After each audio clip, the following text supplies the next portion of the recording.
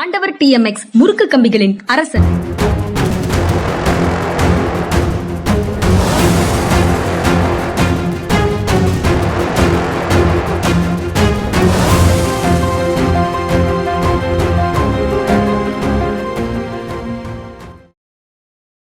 வணக்கம். இது மனிதா சார். வணக்கம் சார். வணக்கம்ங்க. வணக்கம் சார். நேற்று மாலையில நேரு விளையாட்டு உள்ளரங்கத்துல மகளிர் உரிமை தொகை திட்டத்தின் விரிவாக்க நிகழ்ச்சி நடந்தது. அதுல வெல்லும் தமிழ் பெண்கள் அப்படிங்கிற தலைப்புல அந்த நிகழ்ச்சியை வடிவமைத்திருந்தாங்க. நீங்க எல்லாரும் போய் பார்த்த அந்த கல்வியில் சிறந்த தமிழ்நாடு அந்த நிகழ்ச்சியினுடைய ஃபார்மட்லேயே தான் கிட்டத்தட்ட இதுவும் இருந்தது. பல பகுதிகளில் இருந்து பல்வேறு மகளிர் நலத்திட்ட உதவிகளை பெற்ற பெண்கள் அவங்களுடைய வாழ்க்கையில இந்த சிறு சிறு உதவிகள், அரசின் தலையீடும் சிறு சிறு உதவிகளும் என்னென்ன அதிசயத்தக்க மாற்றங்களை ஏற்படுத்தி இருக்குது அப்படின்னு சொல்லி பேசினாங்க. ரொம்ப முதலமைச்சர் பேசும்போது எல்லாருடைய கதைகளும், எல்லாருடைய வாழ்க்கை கதைகளும் நெகிழ்ச்சியாக இருந்ததுன்னு சொன்னார். அதுதான் கிட்டத்தட்ட அங்க இருந்த எல்லாருடைய நிலைமையாகவும் இருந்தது. இப்ப புதிதாக நேற்றிலிருந்து கிட்டத்தட்ட 16.94 லட்சம் பேர், கிட்டத்தட்ட 17 லட்சம் பேருக்கு நேற்று அந்த திட்டம் விரிவாக்கம் செய்யப்பட்டிருக்கிறது. எப்படி பார்க்கிறீங்க சார்? இது உண்மையிலேயே அவர்களுக்கு அதிகாரம் அளிக்கக்கூடிய வகையில மாற்றங்களை உருவாக்குதா, இல்ல அவங்களுடைய சிலர் கேலியாக குறிப்பிடுவது போல அவங்களுடைய ஆடம்பரமான செலவுகளுக்கு இது பயன்படுத்தா? எப்படி பாக்குறீங்க? நிச்சயமா இல்ல. சில பேர் ஆடம்பரமான செலவு பயன்படுத்தலாம். எல்லாருமே ஐடியலா இருப்பாங்கன்னு சொல்ல முடியாது. ஆனா பெரும்பான்மையான பெண்களுக்கு இது ஒரு சிறந்த ஆயுதமாக அமைந்திருக்கிறது. அவங்களுக்குன்னு ஒரு பொருளாதார நிறைவு கொண்டு வர்றதுக்கு அமைஞ்சிருக்கு. அந்த சமுதாய நிலையில உள்ளவங்களுக்கு அப்படிங்கிறதுல சந்தேகமே கிடையாது. இதுல இப்ப எதனால இவங்களை சேர்த்திருக்காங்க, இவங்க என்ன கவர்மெண்ட் ஆஃப் தமிழ்நாடு என்ன கிரைட்டீரியா வச்சாங்களோ அந்த கிரைட்டீரியா படி முதல்ல 1,13 லட்சம் பேரை கொண்டு வந்தாங்கன்னா, அந்த கிரைட்டீரியா படி கொண்டு வரும் பொழுது இவங்க தமிழ்நாடு அரசு யாரையெல்லாம் தகுதி உள்ளவங்களை நினைச்சாங்களோ அவங்கள சில பேர் விடுபடுற நிலைமையை பார்த்தாங்க. அதனால மறுபடியும் ரீஎக்ஸாமின் பண்ணி அவங்க யாருக்கு விளிம்பு நிலையில் உள்ளவர்களுக்கு, ஏழை எளியவர்களுக்கு கொடுக்கணும்னு சொல்லி தீர்மானம் பண்ணும்போது யாராவது விட்டு போயிருந்தா அவங்க அத்தனை பேரையும் சேர்க்கணும் அப்படிங்கிறனால மறுபடியும் இது சர்வே நடத்தி இந்த ஏறக்குறைய 17 லட்சம் பேருக்கு இப்போ கொடுத்துருக்காங்க. இப்போ நேற்று ஒரு விவாதத்தில் இவர் அதிமுக இருந்து வந்த நண்பர் சொன்னாரு, எல்லா குடும்ப பெண்களுக்கும் சொல்லிட்டு நீங்க எல்லாருக்கும் கொடுக்கலன்னாரு. எனக்கு ஒரு சந்தேகம், என்ன அமைச்சருடைய மனைவர், IAS IPS ஆபீஸருடைய ஒய்ஃப்ஸ் இவங்களுக்கெல்லாம் கொடுக்கணுமா? என்ன பேசுறாங்க? ஏதாவது அர்த்தம் இருக்கா இந்த மாதிரி பேசுறது? இவங்க தான் அந்த சிலிண்டருக்கு மானியம் ஏன் வாங்குறீங்க, வாலண்டரியா சரண்டர் பண்ணுங்க அப்படின்னு 2014 தேர்தலுக்கு பிறகு புதிய ஆட்சி வந்ததுக்கு அப்புறம், புதிய இந்தியா உருவானதுக்கு அப்புறம் நாடு முழுக்க பிரச்சாரம் செய்தாங்க. ஆமா, இவங்க தான் பிரச்சாரம் பண்ணாங்க. அதுக்கப்புறம் பிஜேபியில இருந்து வந்த அம்மையார் சொன்னாங்க, 10,000 ரூபா அங்க கொடுத்துருக்காங்க. நான் கேட்டேன், எலெக்ஷனுக்கு 3 நாளைக்கு முன்னாடி 10,000 கொடுக்குறது, நீங்க சொன்னீங்க 4 மாசத்துக்கு முன்னாடி கொடுக்கறது எலெக்ஷனுக்காகன்னு சொல்றீங்க. எலெக்ஷனுக்கு 3 நாளைக்கு முன்னாடி 10,000 ரூபா கொடுத்தாங்களே, அது அந்த தேர்தல் ஆணையமும் அங்கீகரிச்சுக்கிட்டு உட்காந்துக்கிட்டு இருந்தது, அது எந்த விதத்துல நியாயம்னு. அந்த கேள்விக்கு பதிலே இல்லை. பதில் என்னன்னா, 10,000 அவங்க கொடுத்தாங்க, இவங்க 1000 தானே கொடுத்தாங்க. நான் அதுக்கப்புறம் கிளாரிஃபை பண்ணேன், அம்மா அவங்க ஒன் டைமா 10,000 கொடுத்தாங்க, இது மாதம் 1000 சொல்லி தொடர்ந்து ஒரு வருஷத்துலயே 12,000 ரூபாய் கிடைக்கும் வேண்டாம், அதுக்கு பதில் இல்லை. கொடுத்ததையும் மகாராஷ்டிரால நிறுத்தினாங்க. ஆமா ஆமா, அது எலெக்ஷனுக்காக கொடுத்தாங்க. ஆனா இங்க எலெக்ஷனுக்காக கொடுத்ததாக சொல்றாங்களே சார். அப்படித்தான் சொல்லுவாங்க. அங்க ஒரு பேச்சு, இங்க ஒரு பேச்சு, இப்படித்தான் சொல்லுவாங்க. பாவம், பாஜக சார்பில் யாரும் இதுக்கு இந்த நேரலையில் வந்தாலும் அவங்களுக்கு சிரமங்கள் தான். ஏன்னா உடனடியாக நம்ம அங்கே நடந்ததை பற்றி ஏன் பேச மாட்டேங்கிறீங்க அப்படின்னு அவங்க மாநிலத்தில் நடந்ததை பற்றி பேசணும்னா அதுக்கப்புறம் பதிலெலாம் போயிடும். இவங்க பிஜேபி சார்பில் வந்தவங்க சொன்னாங்க, இந்த இரட்டை என்ஜின் ஆட்சி முறை தான் நல்லா இருக்கும், பீகாரை பாருங்க அப்படின்னாங்க. நாங்கள் மணிப்பூரையும் பாருங்களேன் அப்படின்னு சொல்லி கேட்டதுக்கு அப்புறம் பதில் இல்லை. நேற்று அது ஒரு சிம்பாலிக்கா இருந்திருக்கலாம். ஆனா சிறப்பான ஒரு காட்சியாக இருந்தது. முதலமைச்சருக்கு பாதுகாப்பு பணியில இருக்கக்கூடியவர்களும் அனைவரும் பெண்களாகவே வந்தார்கள். AK-47 வச்சுக்கிட்டு அந்த அந்த மாதிரி ரைஃபிள்ஸ் வச்சுக்கிட்டு பாதுகாப்புக்கு வந்த பெண்களும் அதுவும் பாதுகாப்பு படையினரும் பெண்களாக இருந்தாங்க. நிகழ்ச்சிக்குள்ள வந்து கண்களை கட்டி கொண்டு AK-47 அதுக்கப்புறம் உண்டான M5 அந்த மாதிரி ஒரு மிஷின் கன்னு, அதுக்கப்புறம் இன்னொரு ரிவால்வர், 3 இதையும் கண்களை கட்டி கொண்டு அக்கு வேறு ஆணி வேறாக பிரிச்சு போட்டுட்டு திரும்ப அசெம்பிள் பண்ற பணிகளையும் அவங்க செஞ்சாங்க. அதெல்லாம் ஒரு மாதிரி வித்தியாசமாக இருந்தது. பட்டங்கள் செய்வதும் சட்டங்கள் ஆள்வதும் பாரினில் பெண்கள் நடத்த வந்தோம், எட்டும் அறிவினில் ஆணுக்கு பெண்ணிங்கே இளைப்பிள்ளை காணென்று கும்மி அடினர். எல்லாமே ஏதோ இந்த துப்பாக்கி தூக்குனா அதுல அறிவு இல்லைன்னு தோணல. துப்பாக்கி தூக்குறதுக்கு ஒரு அறிவு வேணும், துப்பாக்கியை ரிமூவ் பண்ணிட்டு மறுபடியும் பண்றதுக்கு ஒரு அறிவு வேணும். எந்த விதத்திலையும் பெண் இளைத்தவள்னு சொல்ல வேண்டிய சூழ்நிலை இந்த 1000-2000 வருஷமா உலகத்துல இருந்தது, இந்தியாவில இருந்தது. ஆனா உண்மையில அதுக்கு முன்னாடி ட்ரைபல் சொசைட்டில பெண் தான் லீடரா இருந்தா, அவதான் ஒரு குடும்பத்துக்கே முன்னோடியா இருந்தா. மறுபடியும் அந்த நிலைமை வரணும். நாங்க இதுல பெங்கால்ல சொல்லுவாங்கன்னு சொல்லியிருக்கேன்ல, एकटी सेलेटी की शिकाव, एकटी लोग के शिकाचो, एकटी मेयटी के शिकाव, इटा परंपரை के शिकाचो. அதாவது ஒரு ஆணுக்கு கல்வி கற்றுக் கொடு, ஒரு மனிதனுக்கு கல்வி கற்றுக் கொடுக்கிறாய். ஒரு பெண்ணுக்கு கல்வி கற்றுக் கொடு, ஒரு பரம்பரைக்கே கல்வி கற்றுக் கொடுக்கிறாய் அப்படின்னு வங்காளத்துல சொல்லுவாங்க. அதுதான் பெண்கள் வளர்ந்தா இதுல இது பெண்களுக்கு வந்து உரிமை கொடுத்தாங்க இந்த இதுல பஞ்சாயத்துல வந்து பெண்களுக்கு வந்து. அதுக்கு முன்னாடி நான் வந்து பார்த்திருக்கேன். அதுக்கு முன்னாடி நான் அடிஷனல் கலெக்டர் இருந்தபோது ஜர்கிராம் சப்டிவிஷன்ல 2 கிலோமீட்டர் 3 கிலோமீட்டர் தள்ளி போய் பெண்கள் வந்து தண்ணி எடுத்துட்டு வருவாங்க ஊருக்கு. நான் அதனால இவர்கிட்ட கேட்டேன், நான் அந்த பஞ்சாயத்து பிரசிடண்ட் கேட்டேன், இந்த தண்ணி எடுத்துட்டு வர்றது வந்து ஆண்களுடைய கடமைன்னு இருந்திருந்தா என்னைக்கோ நிலைமை முன்னேறி இருக்கும்ல அப்படி சொல்லி கேட்டேன். ஆமா சார் அப்படின்னாரு. இப்ப பெண்களுக்கு வந்து பஞ்சாயத்துல வந்து பதவி கொடுத்ததுக்கு அப்புறம் பல இடங்கள்ல வந்து அவங்க கேட்க ஆரம்பிச்சாங்க, முதல்ல இது வந்து டியூப்வெல் வந்து எங்க வீட்டுக்கு பக்கத்துல ஓடுங்க அப்படி சொல்லி கேட்க ஆரம்பிச்சாங்க. அதாவது இந்த மாதிரியான இது குடும்பத்தில் உள்ள சிக்கல்கள் சிரமங்களை அதிகமா உணர்ந்தவர்கள் பெண்கள். ஏன்னா அந்த சிக்கல்கள் சிரமங்களை அதிகமா ஃபேஸ் பண்ணிக்கிட்டு இருந்தது பெண்கள். இன்னைக்கும் தான் அதிகமா ஃபேஸ் பண்ணிக்கிட்டு இருந்தது பெண்கள். அது எல்லாம் இந்த ஸ்மால் திங்ஸா தெரியும். ஆனா அது எல்லாத்தையும் ஆட் பண்ணி பார்த்தா சரி அது ரொம்ப பெரிய சுமை. அதனால பெண்களுக்கு அதிகாரம் கொடுப்பது என்பது ஒரு வளர்ந்துவிட்ட ஒரு சமுதாயத்தின் நாகரிகத்தின் அடையாளம், சந்தேகமே அடையாளம். இல்ல நீங்க கொள்கை ரீதியாக கொள்கை முடிவுகள் எடுக்கக்கூடிய இடங்கள்லயும் சரி, நிர்வாக ரீதியாக திட்டங்களை வடிவமைக்கக்கூடிய இடங்கள்ல இருக்கிறதும் சரி, என்னதான் இருந்தாலும் ஆண்களால பெண்களுடைய பிரச்சனைகளை முழுமையாக உணர்ந்து செயல்படுத்த முடியல. அதனால அவங்களுடைய பார்ட்டிசிபேஷன் ரொம்ப அதிகமாக தேவைப்படுகிறது அப்படிங்கிறத மீண்டும் மீண்டும் நீங்க சொல்ற நிர்வாக உதாரணங்கள் காட்டிக்கிட்டே இருக்குது. அவங்க அதுல அந்த அதிகாரத்துல அவங்க பங்கு பெற்றால் மட்டும்தான் உடனடியாக கிணறுகள் வந்து ஊருக்கு பக்கத்திலேயே வரும். ஆமா, அதுதான் உண்மையில் நான் பார்த்தது. சொல்றதுல இருந்து அது திரும்பவும் கன்ஃபார்ம் ஆகுது. ஆமா, கண்டிப்பா. அந்த மாதிரி நிர்வாக ரீதியாக முடிவெடுக்கக்கூடிய இடங்கள்ல இருக்கிற பெண்களும் தமிழ்நாடு அரசு பணிகள்ல ஹோம் செக்ரட்டரி திருமிகு அமுதா தொடங்கி பல்வேறு அதிகாரிகள் வரைக்கும் ஒரு மேடையில் ஒரு அணிவகுப்பு மாதிரி அவங்க வந்து எல்லாரும் தோன்றுனாங்க சார். அதுவும் நிகழ்ச்சியினுடைய கிளைமேக்ஸாக அது அந்த மெட்டிகுலஸா டீடைல்ஸோட திட்டங்கள் வருவதற்கு அவங்களுடைய பார்ட்டிசிபேஷன், பெண்களுடைய பார்ட்டிசிபேஷன், அரசியல் ரீதியான கொள்கை முடிவு, திட்ட வகுப்பு, அதுக்கப்புறம் எக்ஸிகியூஷன்ல வந்து அர்ப்பணிப்போடு செயல்படக்கூடியவர்கள், அதுல இந்த மாதிரி விளிம்பு நிலையில இருந்து வந்தவங்க அப்படிங்கிற அந்த காம்பினேஷன், தமிழ்நாடு அரசினுடைய காம்பினேஷன் வந்து ரொம்ப ரொம்ப அட்ராக்டிவா இருந்தது. ஞாபகப்படுத்தலாம். மாலதி ராஜகோபாலன் என்னுடைய பேட்ச்மேட். அவங்க கலைஞர் காலத்துல சீஃப் செக்ரட்டரி இருந்தாங்க. கலைஞர் வந்து சீஃப் செக்ரட்டரியா ஒரு பெண்மணி வந்து நியமிச்சிருந்தார். அவங்க பின்னாடி வந்து புற்றுநோயால இறந்து போயிட்டாங்க.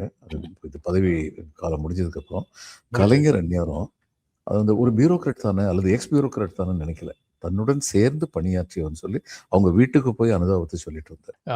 நீங்க அதனுடைய இன்னொரு செய்தியாக இன்னைக்கு பேப்பர்ல இருக்கு சார். நேற்று பெண் ஓட்டுநர் பெண் நடத்துனரோடு ஒரு பெண் பஸ் சர்வீஸ் வந்து நேற்று சென்னையில முதல் முறையாக ஓடுது. இது முன்னால வந்து ட்ரெயினுக்கு பெண் டிரைவர் போடும்போது பாக்குறது, அதெல்லாம் நான் டிவியில பெண்களுடைய ரியாக்ஷனாக ஆண்களுடைய ரியாக்ஷன்ஸ் பார்த்தேன் அந்த சமயத்துல. அது நினைவு இருக்கு, அது எங்கன்னு நினைவு இல்லை. அந்த பெண் டிரைவர் வண்டி ஓட்டும் போது இதெல்லாம் கேட்கறதுக்கு நல்லா தான் இருக்கு, ஆனா டிராவல் பண்ண வேண்டியது நாங்க தானேன்னு ஒரு ஏபிலிசத்தினுடைய இன்னொரு வெளிப்பாடாக ஒரு சந்தேகத்தோடையே பயணம் செய்த ஆண்களை அதுல பார்க்க முடிஞ்சது. இப்ப அது தலைகீழா மாறி இருக்குதுங்கிறத பார்க்கிறதுக்கும் ஒரு நல்ல காட்சியாக இருக்கு. இந்த மேல் ஷாவனிஸ் இங்க மட்டும் இல்லைங்க. நான் இதுல இங்கிலாந்துல வந்து 92, 93 எவ்வளவு நாள் ஆச்சு? 32 வருஷம் ஆச்சு. அந்நேரம் டெவலப்மெண்ட் எக்கனாமிக்ஸ் எம்ஏ பண்றதுக்காக அரசு சார்பா அனுப்பி வைக்கப்பட்டிருந்தேன் மான்செஸ்டர்ல. அங்க அந்த டெவலப்மெண்ட் எக்கனாமிக்ஸ்ல வந்து 8 பேப்பர்ல ஒரு பேப்பர் வந்து ஜெண்டர் ரிலேஷன்ஸ். அந்த ஜெண்டர் ரிலேஷன்ஸுக்கு வந்து அந்த அம்மா வந்து lady professor was coming and giving a lecture. ஒரு ஆங்கிலேயர் எங்க கூட வந்து ஆங்கிலேயர்கள், இது ஆப்பிரிக்காவை சேர்ந்தவங்க, கல்ஃப்ல இருந்து மொத்தம் ஒரு 20 மாணவர்கள் இருந்தோம் நாங்க. எல்லாருமே கவர்மெண்ட் ஆஃபீஸர்ஸ் இந்த மாதிரி. அப்ப ஒருத்தர் திரும்ப திரும்ப திரும்ப ஆங்கிலேயர் வந்து இதுல என்னத்தை சாதிக்க போறாங்க, இது வரைக்கும் என்னத்தை சாதிச்சிருக்காங்க அப்படின்னு சொல்லி திரும்ப திரும்ப கேட்டுக்கிட்டே இருந்தார். எங்களுக்கெல்லாம் ஒரே விஷயம், நீங்களாம் ரொம்ப இது ப்ரொக்ரெசிவ் சொசைட்டின்னு சொல்ற ஒரு இடத்துல இருந்து இந்த மாதிரி ஒருத்தர் பேசுறாரு. அதனால இந்த உணர்வு வந்து எல்லா பகுதியிலையும் இருக்கிறது. அங்கிங்க அதை விட எங்கும் நீக்கமர நிறைந்திருக்கிறது. அதை எதிர்த்து தான் ஃபைட் பண்ணணும். ஆனா இன்னைக்கு வந்து இப்ப என்னுடைய கசின் பிரதர் ஒருத்தருடைய பேத்தி ஒரு பொண்ணு வந்து நான் அவளை சீண்டி விட்டுக்கிட்டு இருந்தேன். இப்ப எல்லாம் பெண்கள் வந்து அந்த முன்னேறுகின்ற ஏணியில் அதிகமாக நான் காண முடிவதில்லையே. அது ஆங்கிலத்தில் அந்த பொண்ணு பேசிட்டு, I don't find many of this women coming up in the ladder of progress அப்படின்னு சொல்லி நான் ஆங்கிலம் சொன்னேன். அதுக்காக வந்து என்கிட்ட வந்து அங்கிள் ஏன்னா இப்ப நாங்க லெஃப்ட்ல போய்கிட்டு இருக்கோம், உங்களுக்கு தெரியாது அப்படின்னு சொல்லி இது வரவேற்க தகுந்தது. நேற்று அந்த விழாவுக்கு நான் போயிருந்தேன் சார். அதனால எனக்கு அங்க முதல்ல என்ன எவாலுவேட் பண்ணிக்கிறதுக்கு அது ஹெல்ப் பண்ணுச்சு. ஒரு மிகப்பெரிய ஒரு ஆபத்து இருக்கு தமிழ்நாட்டை சூழ்கிறது. அதனால அந்த ஆபத்து வராமல் தடுப்பதற்கு ஒரு சிறு அளவுல என்ன உதவி செய்ய முடியுமோ அதை செய்யணும். அது நம்ம பங்களிப்பு, உதவி இல்லை, பங்களிப்பு என்ன இருக்கோ அதை செய்யணுங்கிற மாதிரி மனநிலையில முதல்ல ஒரு நிலைப்பாடு எடுக்க தொடங்கணும். அதுக்கப்புறம் கொள்கை அளவுல மு.க. ஸ்டாலின் தலைமையிலான அரசு செயல்படும் விதமும் ஓரளவுக்கு கொஞ்சம் கொஞ்சமாக ஈடுபாடை கொடுத்தது. அதற்கு பிறகு அப்போ கூட என்ன மனநிலை இருந்ததுன்னா, சிஸ்டத்துக்குள்ள பெரிய மாற்றங்களை யாரு வந்தாலும் கொண்டு வந்துட முடியாது, அட்லீஸ்ட் ஒரு பாலிசி கைட்லைன்ஸாவது இவங்க வச்சிருக்காங்க, அதனால இவங்களை ஆதரிக்கணும் அப்படிங்கிற மனநிலை இருந்தது. அந்த கல்வியில் சிறந்த தமிழ்நாடு, அதுக்கப்புறம் அதுக்கு முன்னால அந்த 4 ஆண்டுகள்ல அரசு என்ன செய்திருக்கிறதுன்னு ஊடக நிறுவனர்களுக்கும் எடிட்டர்களுக்கும் ஒரு கான்ஃபரன்ஸ் நடத்தி அதுல உண்மை பல்வேறு ஆபீசர்ஸ் வந்து அதை ஃபுல்லா விளக்கி சொன்னாங்க. அதுல இருந்து இவங்களுடைய ஒவ்வொரு செயல்பாடும் அரசு என்ன செய்திருக்கிறது, அதிகாரிகள் என்ன அர்ப்பணிப்போடு வேலை பார்த்திருக்காங்கிறது வெளிப்படும் போது பிரமிப்பாக இருக்கு. அமைப்புக்குள்ளேயும் நிறைய விஷயங்களை செய்ய முடியும் அப்படிங்கிற நம்பிக்கையும் இவங்க சரியாக செய்துட்டு இருக்கிறாங்கிற உணர்வையும் நேற்று அங்க உட்கார்ந்து பார்த்துட்டு இருக்கும் போது எனக்கு கிடைச்சது. அதை உங்க கூட பகிர்ந்து கொள்ளணும்னு நினைச்சேன் சார். ஆமாங்க, சந்தேகமே இல்லை. உதாரணமா இதுல வந்து development meeting, district development meeting நடக்கும்போது ஒவ்வொருத்தரும் வந்து அந்த ரோட்டை போட்டோம், இங்க வந்து ரோடு செம்மைப்படுத்தப்பட்டதுன்னா ஒவ்வொரு ஆஃபீஸர் வந்து சொல்லிட்டு இருக்கும்போது பினாய் சௌத்ரி வந்து மீட்டிங் டிசைட் பண்ணுவார். அவர் வந்து மற்றதெல்லாம் பேசலாம், நிறைய விஷயங்கள் இருக்கு பேசலாம். இந்த 3 விஷயங்கள் எனக்கு முதல்ல சொல்லுங்க. எத்தனை கிராமங்களுக்கு வந்து குடிநீர் வசதி கொடுக்கப்பட்டு விட்டது, அதை வந்து நீங்க சொல்லுங்க. எத்தனை கிராமங்கள் வந்து பள்ளிக்கூடம் வந்து ஒழுங்கா ஃபங்க்ஷன் பண்ணுது, அதை நீங்க சொல்லுங்க. எத்தனை குடும்பங்கள்ல, எத்தனை கிராமங்களுக்கு வந்து சுகாதார நிலையங்கள் எவ்வளவு டிஸ்டன்ஸுக்குள்ள இருக்கு, அதை வந்து நீங்க சொல்லுங்க. நம்ம முதல்ல இதை பேசிட்டு மற்றதெல்லாம் பின்னாடி பேசுவோம். அதுக்கப்புறம் இன்னொன்னு பேச வேண்டியிருக்கு. எத்தனை பேருக்கு பட்டா கொடுத்தீங்க, இன்னும் பட்டா கொடுக்காம அரசு நிலங்கள் எவ்வளவு பாக்கி இருக்கு, எனக்கு இந்த 4 விஷயம் மட்டும் முதல்ல சொல்லுங்க. அதுக்கப்புறம் மற்றதெல்லாம் பேசுவோம். இந்த 4 விஷயத்த பேசிட்டா ஃபண்டமெண்டல் சேஞ்சஸ் வந்து எந்த அளவுக்கு நடந்திருக்குன்னு தெரிஞ்சிடும்.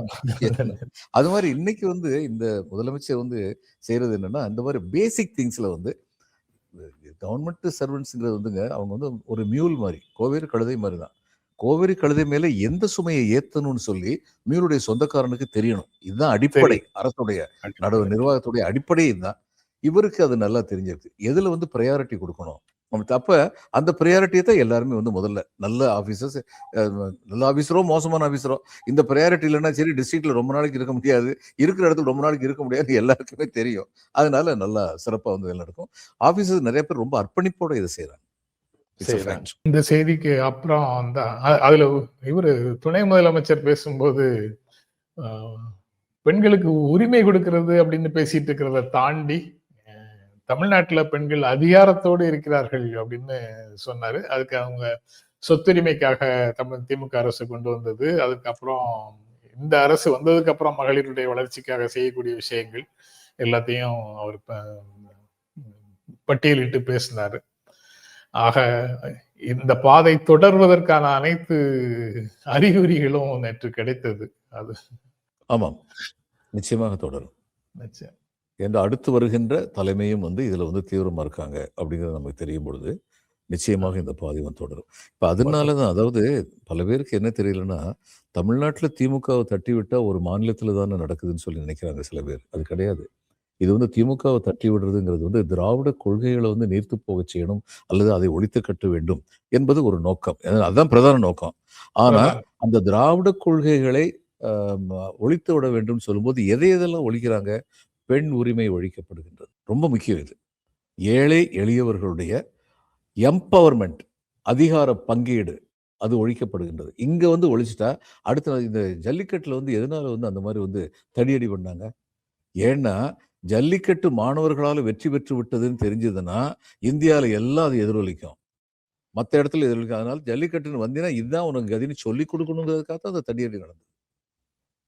அதே மாதிரி திமுக ஆட்சிய வந்து நீங்க ஒரு முடிவு கொண்டு வந்துட்டீங்கன்னா, அடுத்து வந்து நம்முடைய பப்பட் ரெஜிம் வந்துருச்சுன்னா, அடுத்து இந்த இது எல்லாத்தையும் நீர்த்து போக வச்சிடலாம். இன்னைக்கு பாருங்கங்க Mahatma Gandhi rural employment programme பேரையே மாத்தப் போறாங்க. அந்த மகாத்மா காந்திங்கிற பேர் இருக்கக்கூடாது. மக்கள் இருக்கக்கூடாது. மனசுல வந்து இதெல்லாம் எல்லாத்தையும் வந்து மறக்கடிக்கணும். அதே மாரி தான் ஆ. இதுவும். நீங்க நம்ம ஏற்கனவே பேசினது தான் சார். அவங்க முதல் ரவுண்டு பேசும்போதே நம்ம அடுத்த நாள் பேசிட்டோம். நேரு எப்படி பிரதமர் ஆனாரு? பட்டேலை ஆமா. வீழ்த்தி வந்தாரா? என்னன்னு பேசிட்டோம். ஆனா, அதுக்கப்புறம் வரலாற்று அறிஞர் ஒரு வீடியோ போட்டிருக்காரு. காங்கிரஸ் கட்சி ஷேர் பண்ணியிருக்காங்க. அதுக்கப்புறம் ராஜ்மோகன் காந்தி நேற்று ஒரு வீடியோ போட்டிருந்ததாக செய்திகள்ல ம். வந்திருக்குது. ராஜாஜி அண்ட் காந்தி 2 பேருடைய பேரன் அப்படின்னு அந்த செய்திக்குள்ளேயே அதை குறிப்பிடவும் செய்றாங்க. வெளியில சும்மா இருக்கிறவங்க பல பேரை களத்துக்குள்ள இழுத்து விடுற வேலையை இவங்க செய்றாங்களா? நேரு தொடர்பாக, காந்தி தொடர்பாக பல தவறான தகவல்களை சொல்லிட்டு. ஆமா. அதனால ராஜ்மோகன் காந்திலாம் சும்மா இருக்க முடியலையே, உண்மை வெளிப்படணும்னு வந்து பேசுறாரு. இல்லன்னா அவர் பேசு பாட்டுக்கு பேசாம இருப்பாரு. இன்னும் சொல்லப்போனா ராஜ்மோகன் காந்தி வந்து ஆக்டிவா இருந்தபொழுது அவர் ப்ரோ காங்கிரஸா இருந்ததில்ல. He was not pro pro Congress. காங்கிரஸா இருந்ததில்ல. ஆக்டிவா ஆமா. இருந்தபோது. ஜனதா ஜனதா ம். விபி சிங் அவங்களோட தான் இருந்தாருல்ல. ஆமா. அவங்களோட தான் இருந்தாரு. அதனால இப்ப அவர் எழுதியிருக்கிறது வந்து வரலாற்று உண்மை. அதாவதுங்க பட்டேலுக்கு வந்து நேருவோட 19 வயசு மூத்தவர். ஒரு பிரதம மந்திரி அந்நேரம் வந்து பிரதம மந்திரியா ஒருத்தர் வருவாருங்கிற கொஸ்டினே எழல. காங்கிரஸ் கமிட்டி தலைவரா யார் வரணும் அப்படின்னு சொல்லி கேட்டபோது. அந்த இதுலயும் ராஜ்மோகன் காந்தி சொல்லியிருக்காரு, இல்ல அந்த மெத்தட நான் அலோவ் பண்ணல. யார் வேணாலும் நீங்க பேரெல்லாம் சொன்னோனே மகாத்மா காந்தி வந்து இவர போடுங்கன்னோனே எல்லாரும் ஏத்துக்குவாங்க. எனக்கு அது ஏற்புடையதில்ல. ஆனா அந்நேரம் அப்படி ஒரு கன்வென்ஷன் இருந்தது. எல்லாருமே ஏத்துக்கிட்டாங்க. அதுக்கு காரணம் இப்ப இது நேரு, காந்தி ஃபேமிலி வந்து இதுல வந்து தொடர்ந்து பிரதானமா இருக்காங்க காங்கிரஸ்ல. அதுக்கு ஒரு முக்கியமான காரணம் ஒன்று இருக்கு. காங்கிரஸ்ல வந்து மாநில தலைமைகள் இருக்கு. ஒரு மாநில தலைமை வந்து பெரிய ஆளா வர்றது மற்ற மாநில தலைமைகளுக்கு பிடிக்காது.